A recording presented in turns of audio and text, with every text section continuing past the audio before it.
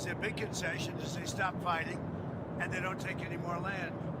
Again, it's a war that would have never happened if I was president. This was not anything that was going to happen.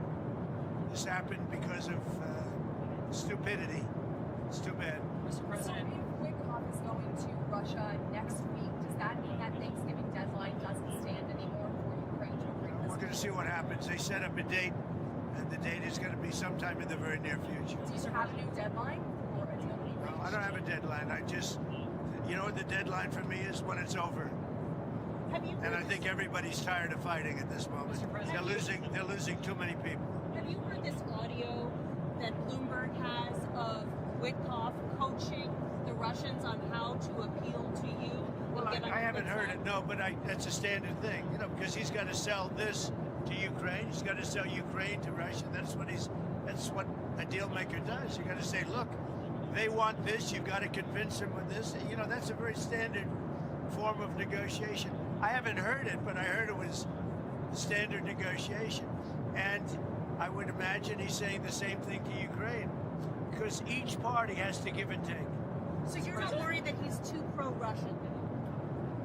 No, I think, look, this war could go on for years, and Russia's got a lot more people, got a lot more soldiers, you know. So I think if Ukraine can make a deal, it's a good thing. I think it's great for both. Frankly, I think it's great for both. But Ukraine's got it's much smaller. It's a much smaller group of people. They've lost a lot of people. Russia's lost a lot of people, but Russia has a much bigger pool of people. Mr. President, are you planning to unveil a health care plan anytime soon? Well, we're looking at different alternatives.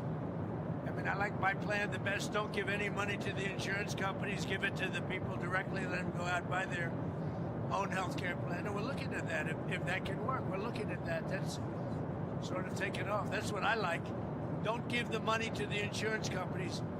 They go out and buy their own plan. You give the money to the people. I like it the best. Are you planning to extend those subsidies?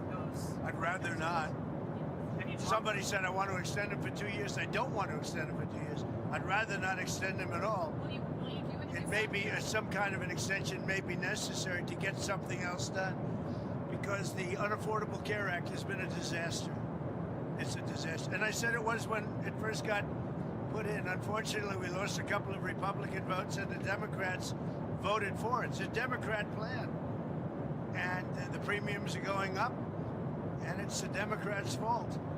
But, you know, they are negotiating with me. It's very interesting. They want to see something happen. Who are you talking to? I can't tell you who, but we have a lot of Democrats want this plan to happen. They would love to see the money go to the people, and the people go out and get their own health care. And there would be nothing like it. Are you planning to replace Kash Patel as No, he's doing a good job. This week, Kash Patel? No, he's doing a great job, I think. This week we saw those cases against James Comey and Letitia James tossed out. Do you still have faith in Lindsay Halligan? Oh, she's great. I think she's great. They got out on a technicality, and you'll see what happens from here on. But if you look at the actual charges, I think anybody that looks at it very fairly would say, boy, are they guilty. So let's see what happens over the next week. You know, the court didn't say you couldn't bring the case, re-bring the case, or appeal the case. So they have a lot of options. They're going to call the shot. I'm not calling the shot. But Lindsay's a very talented lawyer, actually. Mr. President, on Venezuela, sir, are you planning to talk to Nicolas Maduro? I might talk to him. We'll see. But we're discussing that with the different staffs. We might talk about Venezuela. Hey, just to get up, if the U.S. this week did, of course, name him the leader of a foreign terrorist organization. So why do you want to talk to him? Say it again. Maduro, the U.S. Designated him the leader of this foreign terrorist organization. Why do you want to talk to him if he's the leader? If we can save lives, if we can do things the easy way, that's fine.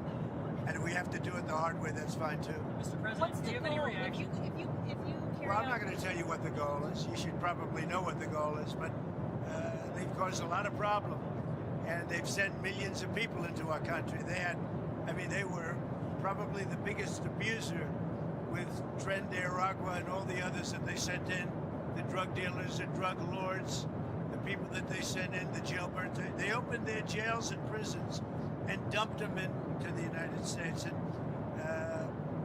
we're not happy about it. Do you Okay? want to? Do Do you have any you think the reaction? president Do you have any reaction to Mayor Bowser announcing she's not running for re-election in DC? Well, I got along with her very well. I liked her. We worked together. DC is now a safe community. It's a great community. You people know it better than I do because you live there. But DC is now safe. The restaurants are booming. The place is booming. We have no crime.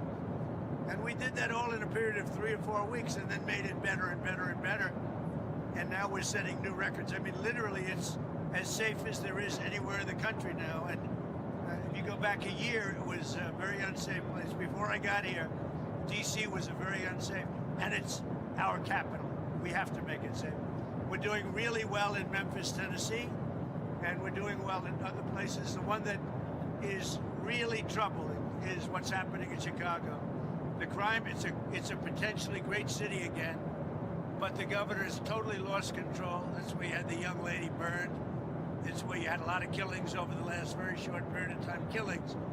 The governor has totally lost control of the state, and the mayor is grossly incompetent. How was your call with the Japanese Prime Minister? Great. It was great. I had a great talk. I have a very good relationship with her. I also had a very good talk with President Xi of China, and I think that part of the world is doing fine. Can you tell us about the content of your talks? Mostly trade. Great. I spoke to President Xi about a lot of things, but trade and buying our farm products, and he said he agreed with me. I think he's gonna very much surprise you on the upside. I think he's gonna. I asked him, I'd like you to buy it a little faster. I'd like you to buy more, and he's more or less agreed to do that. I think we will be pleasantly surprised by the actions of President Xi. I have a good relationship, great relationship with him. I like him, he likes me. I'm going to be going there in April. I guess you'll all be going with me, but I'm going to be going to China in April. With Japan, likewise, I just came back from Japan, and we have a great relationship. The new Prime Minister, myself, she's very smart, she's very strong, and she's going to be a great leader. Thank you very much, everybody. Thank you, Mr. President, what are you most thankful for in your first year? No? Okay. Turkey.